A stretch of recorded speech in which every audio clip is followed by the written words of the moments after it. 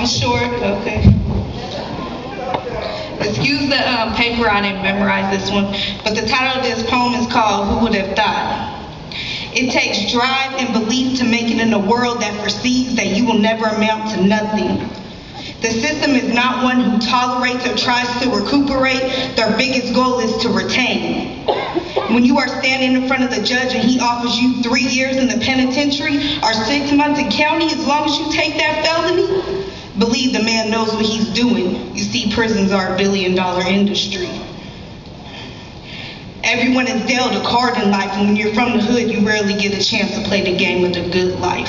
It is easier to assume, but before you open your mouth, why don't you walk a mile in their shoes? Shackled up, thrown in a cage like some kind of zoo, it is just easier to build jails than spending the time to incorporate a curriculum in our schools that actually include urban youth. Think about it. And for the few of us that manage to succeed, believe we are the ones that have the most power to incorporate change in our communities. I went from the streets of the town to the front seat of the lecture. 5 years ago, I never seen myself in front of a professor. I was street smart, knew how to survive, and nowhere in my life plan was to achieve a BA in life.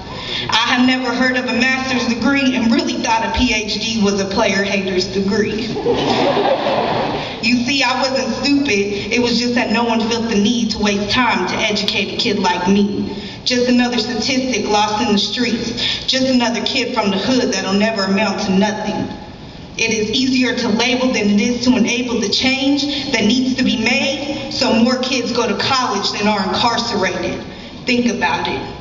So who would have thought I'll make it off the streets? And who would have thought I could get a college degree? And who would have thought a person who didn't even know what a PhD was would be applying to grad school to get her master's degree? Who would have thought that would be me? Peace.